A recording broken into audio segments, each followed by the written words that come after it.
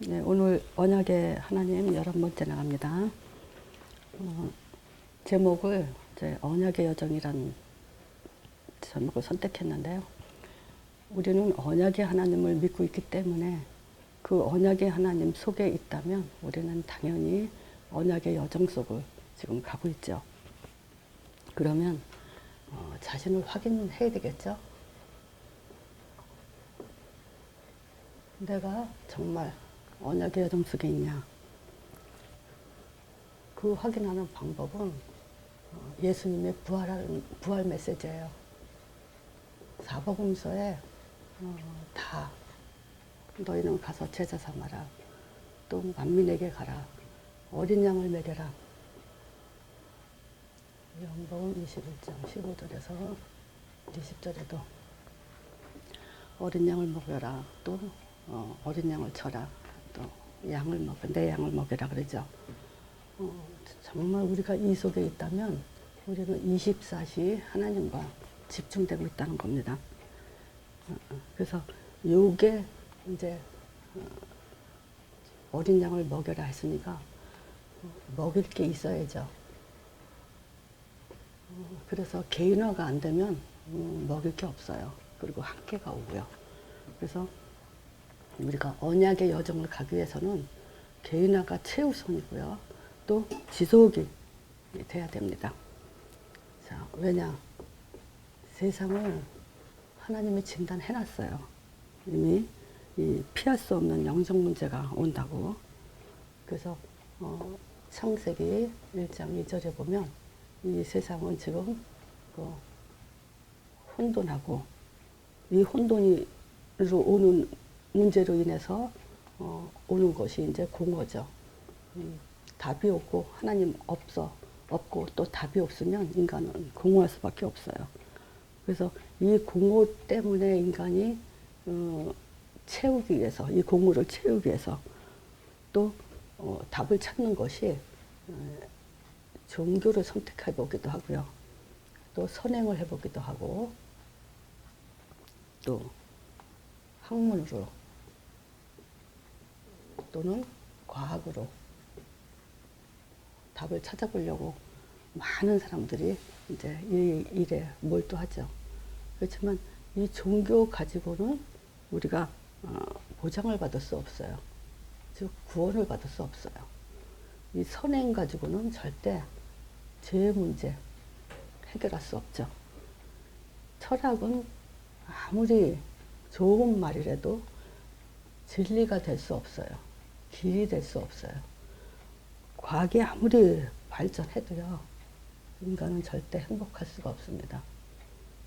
공허하니까 온갖 답을 찾으려고 선택해보는 것들이 이런 건데, 이건 가면 갈수록 이제 흑암만 더 깊어지죠.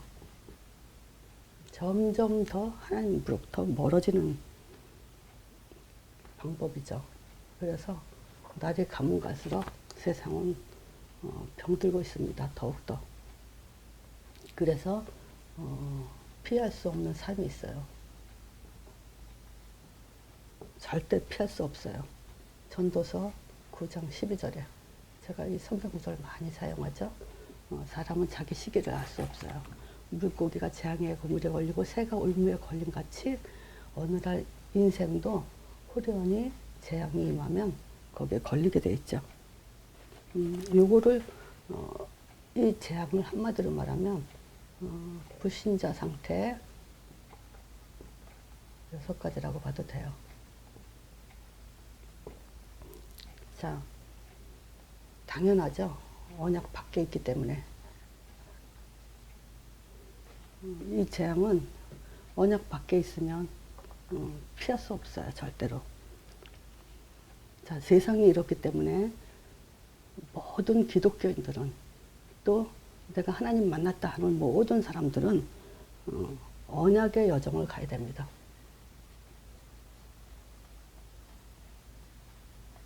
근데 지금 오늘 말씀드리고자 하는 메시지는 뭐냐면요. 언약의 여정 속에 드러난 이스라엘의 4가지 악에 대해서 말씀드리려고 해요.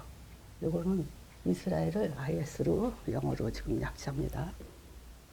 그 네 가지 악이 뭐냐면 불신앙, 불평불명, 불평, 불만, 우상숭배 또는 교만. 요게 네 가지가 이스라엘에게 드러난 악이에요. 자, 불신앙이 뭡니까? 근본 문제에 빠진 거죠. 저는 이 신앙생활을 이 복음 안에 들어오면서 가장 참 좋았던 것이 뭐냐면 문제를 알고 내가 믿는다는 거예요. 왜 믿어야 되는지, 왜 신앙생활을 해야 되는지 그거 모르고 했기 때문에 내 마음 가는 대로 내 열심으로 그렇게 신앙생활을 했어요. 근데 이 근본 문제를 알고 나니까 정말 믿음이라는 것이 아주 절대적이 되죠. 근본 문제는 결국 하나님 말씀을 떠난 문제예요. 그러니까 인간은 혼란할 수밖에 없죠. 그리고 그 하나님 떠난 것이 죄예요. 이 죄 때문에 인간은 공허하기도 하고 행복도 없고 만족도 없으니까 더 죄 속에 들어가죠. 그래서 사단에게 잡혀버리는데 이 근본 문제에 계속 우리는 이미 해결됐지만 그래도 이걸 놓쳐서는 안 됩니다. 왜냐하면 지금도 사단은 이 방법대로 모든 사람을 망가뜨려요. 하다못해 신자조차도. 이스라엘은 선택받아 놓고도 이 속에서 헤맸어요. 이 속에서 망했어요. 자, 내가 사단의 영향을 받냐 안 받냐 그걸 뭘로 확인할 수 있냐면요. 선택하고 결정이에요. 내가 어떤 선택을 하고 어떤 결정을 하냐에 따라서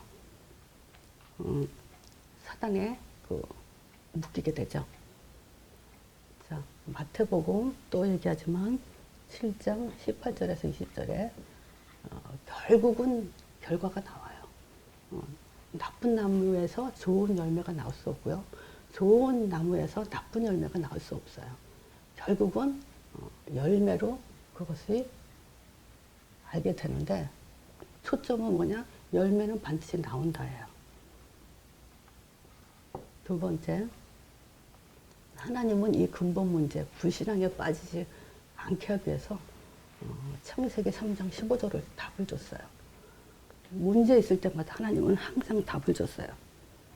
그래서 이 답이 너무 시원한 초점이 뭡니까? 여자의 후손이 뱀의 머리를 상한다는 거예요. 그래서 마태복음 12장 28절에서 29절에도 보면요. 하나님의 성령에 힘입어. 그래서 성령의 역사는 어떻게 되냐? 그러면 흑암 꺾인다. 이 내용이 여기에 있어요. 하나님의 성령에 힘입어 귀신을 쫓아내는 것이면 하나님 나라가 이미 너에게 임했다. 그러면서 예수님이 하시는 말씀이 사람이 먼저 강한 자를 결박하지 않고서 어떻게 그 세간을 늑탈하냐. 그래서 여자의 후손을 보낸다는 것은 바로 이 뱀, 사단을 우리가 이길 수 없기 때문에 하나님이 이 문제를 해결해 주신다는 거고 이미 해결하셨어요. 자, 지금 이 문제 다 알면서도 제가 제 주변에 사역자들을 보면요. 영적 문제에 걸려있는 사람들이 많이 있어요. 말하자면 언약의 여정 속에 우리가 가면서 전도자의 삶을 가면서도 계속 싹트는 것이 바로 이 영적 문제예요. 제가 그런 영어권 사역자를 붙들고 내가 미국에 있으니까 어차피 이 미국은 영어권이 이제 지도해야 되죠. 주도를 해야 되죠. 그래서 영어권 사역자를 붙들고 굉장히 이제 내 마음과 모든 것을 이제 집중을 했는데 여차저차 이런 문제로 인해서 이제 떠났다가 다시 왔어요. 근데 떠났을 때 그 사람이 다시 와가지고 하는 말이 이 복음을 10년 이상을 듣고 떠나니까 자기는 전혀 복음이 힘해질 거라고 상상을 못했다 그러더라고요. 근데 정말 이 복음이 힘해지는 걸 보고 굉장한 이제 충격도 받았고 또 육신적인 질병도 더 심해져 오고 이제 그런 상태에서 다시 이제 복음에 집중했는데 아마 지금 많이 이제 회복되죠. 자, 이 영적 문제는 뭐냐면요. 복음을 많이 들은 사람의 영적 문제, 복음을 많이 안 들은 사람 말고요. 복음을 많이 들은 사람의 영적 문제는 사실상 이 정체성에 대해서 희미한 거, 이 정체성에 대해서 정말 그 상실되어 있는 거, 이게 저는 가장 큰 영적 문제라고 봐요. 자기가 누군지 모르는 거예요. 그러니까 지금 이 자신을 알지 못하면요, 사단의 통로가 돼요. 잡히게 돼요. 그리고 자기 의지로도 할 수 없는 그런 한계에 오게 돼 있어요. 근데 제가 이제 지난주에, 요번 주에 이제 저기 몇 사람하고 이렇게 포럼을 하면서, 무슨 얘기가 나왔냐면요. 이분은 이제 사역자예요. 이제 사역자인데, 이 사역자들에게는 스스로 자신이 점검해야 되는 게 있어요. 사역자 점검. 스스로 해야 돼요. 자기 자신이. 자기가 끼가 있는지, 또 인격에 어떤 장애가 있는지, 인격,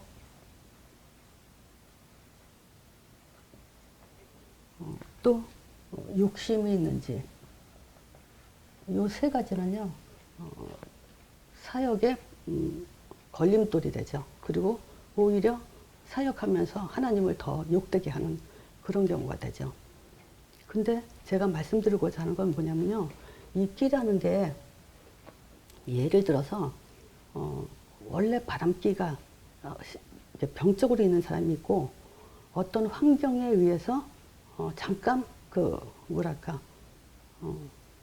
외도를 하는 그런 경우가 있어요. 그건 본인이 알아요. 자기가 정말 잡혀서 사단에 잡힌 끼인지 아니면 어떤 상황에 의해서 잠깐 외도를 하는 건지. 제가 옛날에 신학할 때 그런 경우를 봤거든요. 근데 다른 사람들은 눈치 전혀 못 채는데 저는 알고 있었어요. 뭐냐면 같은 신학생이니까 그걸 알죠. 어느 날 유부남인데 같이 차를 타고 다니는 아가씨가 있어요. 동네 아가씨야. 부부끼리도 다 알고 아이들도 다 알고 그 남편의 부인도 다 알고 같이 그 남자와 그 여자가 같이 이제 말하자면 불륜을 저질렀는데 어느 날 그 여자가 울면서 기도하는 걸 봤어요. 그걸 보면서 저분들은 그래도 희망이 있겠구나라는 생각이 들더라고요. 근데 아니나 달라요. 저 신학 공부 다 끝나고 나서 그 남편이 가족들을 다 데리고 선교사로 이제 해외로 떠나는 걸 봤거든요. 근데 그런 경우는 그분이 끼가 있다기보다는 어떤 상황에 의해서 이제 잠깐 외도를 했지만 하나님께 사명을 받은 자이기 때문에 그 괴로움은 이제 엄청 크죠. 그러니까 그걸 발판으로 이제 새로운 시작을 했기 때문에 다시는 이제 그런 일을 반복하지 않을 겁니다. 왜냐하면 한 번 경험을 했기 때문에.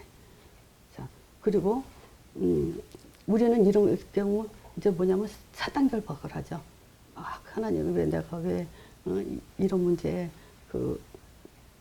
이렇게 그런 이제 사랑에 끼가 있어서 그런 거는 사단 결박을 물론 해야 되겠지만 상황에 의해서 일어난 일 같은 경우는 내가 안 하면 돼요. 인격 장애 중에서 뭐가 있냐면 분노라는 거 있어요. 분노. 화를 주체하지 못하는 사람들이 있죠. 근데 이 분노 같은 경우는 또 가정에서만 좀 두드러지지 바깥으로 나오진 않아요. 사역자이기 때문에 바깥에 드러나서 하진 않아요. 근데 이제 집안에서 이제 가족들한테 이제 이걸 힘들게 하는 경우가 있죠. 근데 요거를 사실 또 인격 장애라고 보기는 좀 그래요. 인격 장애라고 보기는. 왜냐면 뭐 사람이 화날 수도 있고 이제 소리 지를 수도 있고 막 그럴 수도 있죠. 근데 문제는 뭐냐면요. 생각을 해보세요. 내가 언제 화가 나고 이 분노를 이렇게 일으키는지. 그러면 언제 그런지 사실상 본인이 알아요. 근데 처음에는 모를 수 있어요. 욱하면서 나오는 거니까. 근데 그런 것도 가만히 생각해 보면요. 그 시작점이 있어요. 감정 이런 것들에 의해서 나오는 거기 때문에. 그러니까 이것은 뭐냐면요. 감정을 다스릴 수 있어야 돼요. 그리고 분노가 나올 때는 자리를 피하는 방법도 있고요. 그래서 제가 어떤 신혼부부인데, 사소한 일로 신혼 때는 잘 싸우죠. 근데 이제 제가 그런 얘기를 했어요.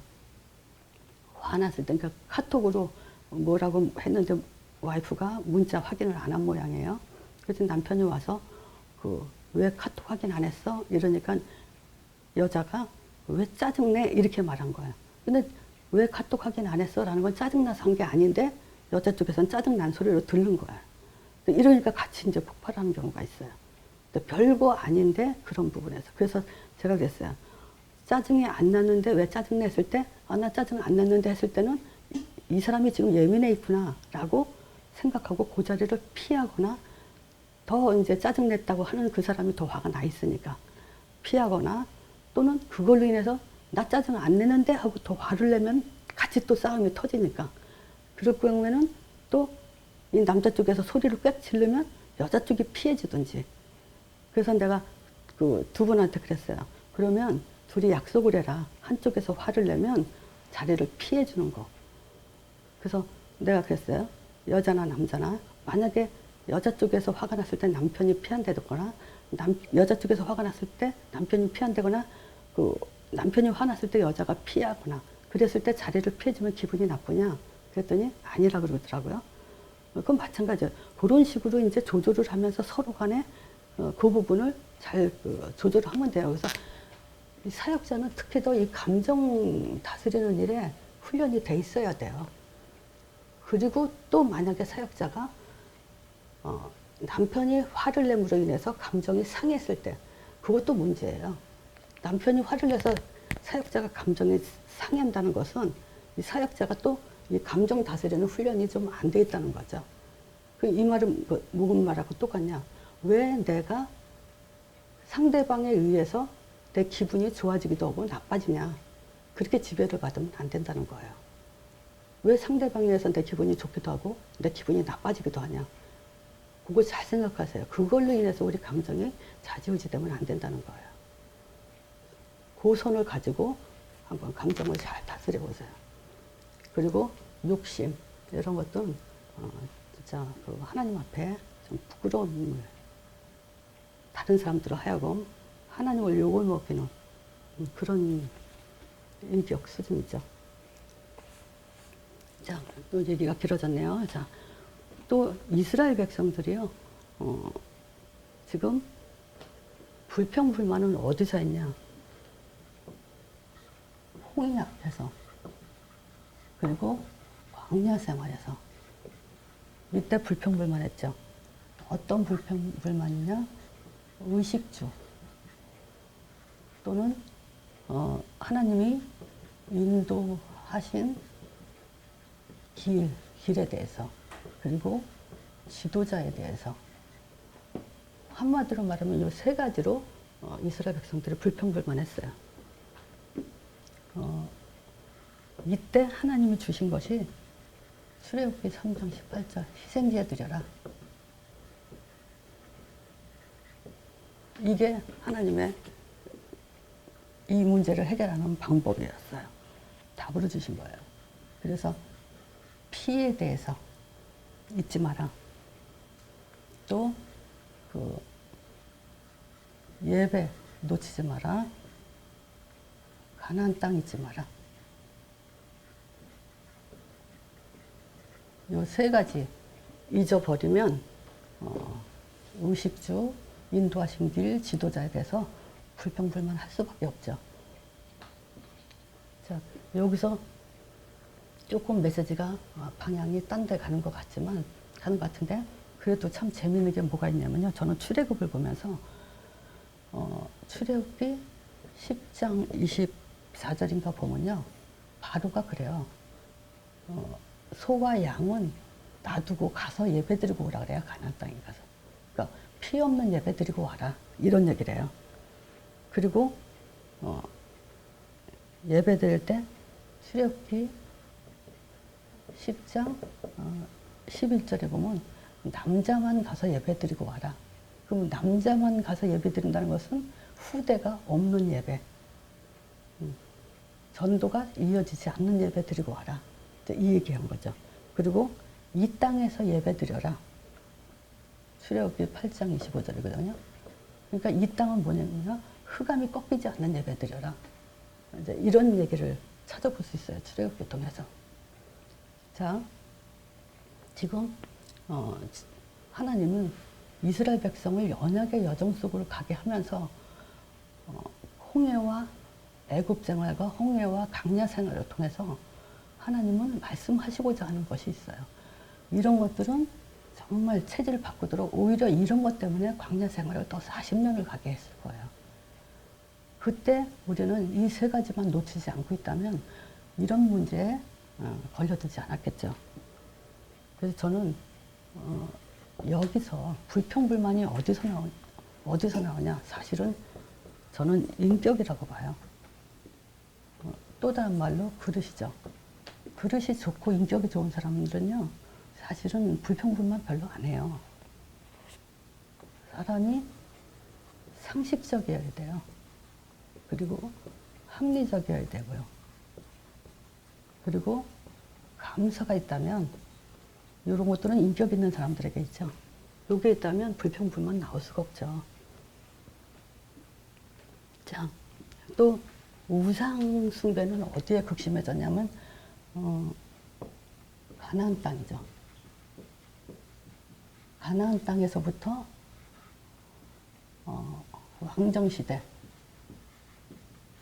이때 가나안 땅 들어가면서요 7 족속 31명 왕을 싹 다 죽이라 그랬어요.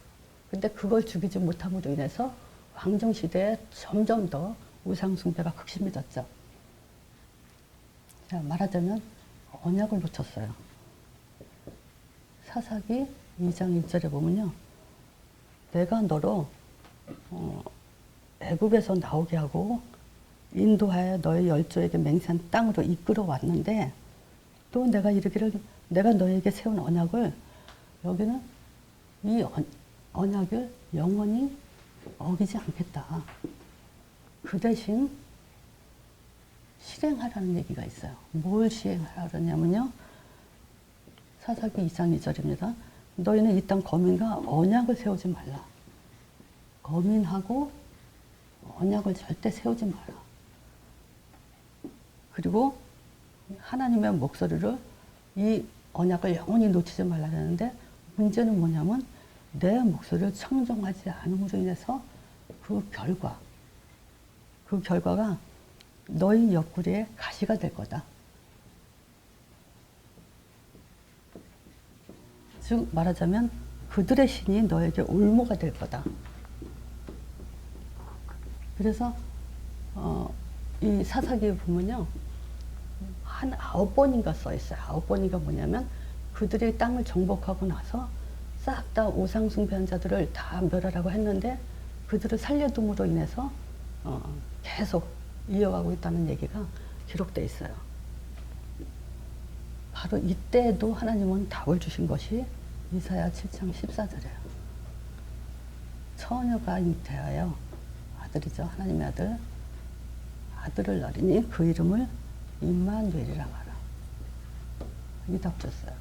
그러니까 우상과 임마누엘 할 거냐, 정말 복음과 임마누엘 할 거냐.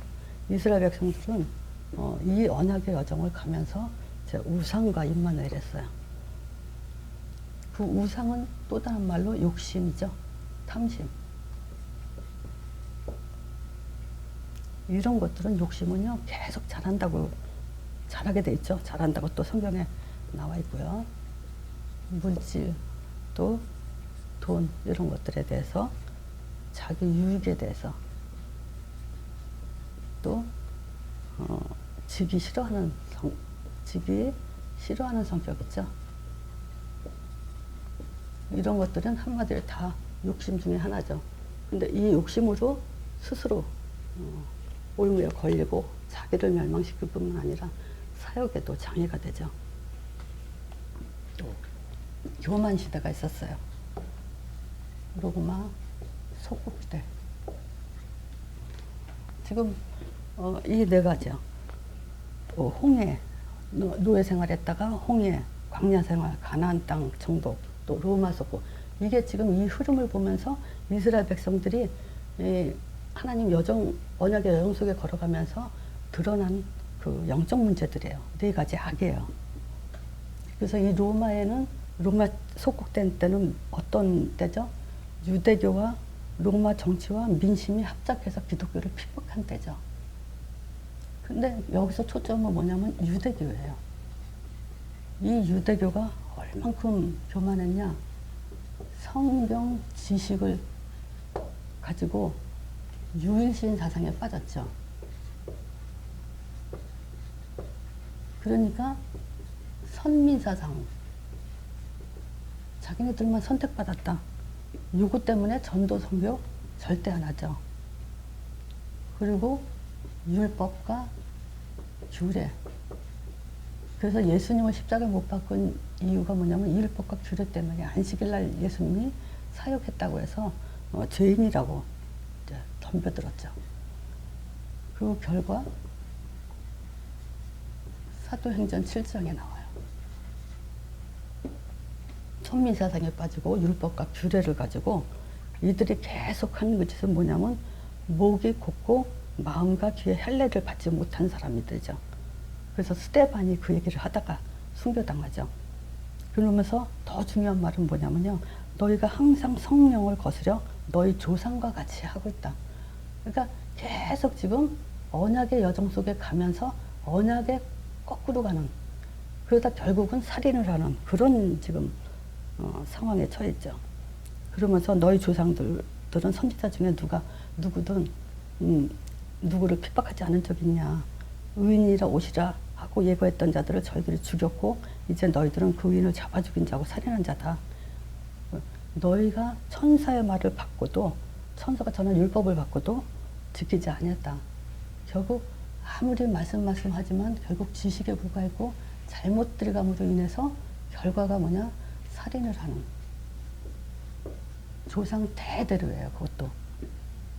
자, 이때 하나님은 새로 시작하기 위해서 마태복음 16장 16절 절대 예레미야, 엘리야, 세례요한 가지고 안 되죠. 그리스도의 고백만이 반석 같은 교회를 세우고 음부의 권세가 이지 못하는 교회를 세우고 하늘 문이 열리는 교회를 세운다고 지금 하나님은 새로 시작한 거예요. 자, 이 교만 지금도 똑같이요. 기독교인들에게 불신앙, 불평불만, 우상, 또 교만 이게 계속 묻어 있습니다. 제가 사역을 오랫동안 하면서도 지금 사람들이 다 안다는 병에 들어가 있어요. 참 이 복음 안에서 이제 다 안다는 병이 들어가면 더 이상 약이 없어요. 이제는. 그리고 왜 한 말 또 하냐? 이것도 약이 없어요. 자, 이런 사람들은 오히려 다 안다고 하면서 복음을 막는 일을 하죠. 자, 그리고 뭐냐? 교만은 한 것 중에 또 하나가 뭐냐면요. 자기 체질대로 믿어요. 그게 뭐냐? 마태복음 16장 14절이에요. 복음 들으면서 플러스 그리스도 고백하면서 플러스 뭐냐? 예레미야, 엘리야, 세례요한, 선지자, 지식 이게 같이 포함되어 있어요. 더 나가서 이런 사람들은요. 시간이 지나면 어떤 병이 더 깊어지냐면요. 무감각이요. 복음에 무감각 가지는 이런 병이 들어가요. 자, 요거는요. 진짜 우리가 한 주 동안 잘 생각해 봐야 됩니다. 불신앙은 지금도 계속 이어지고 있고요.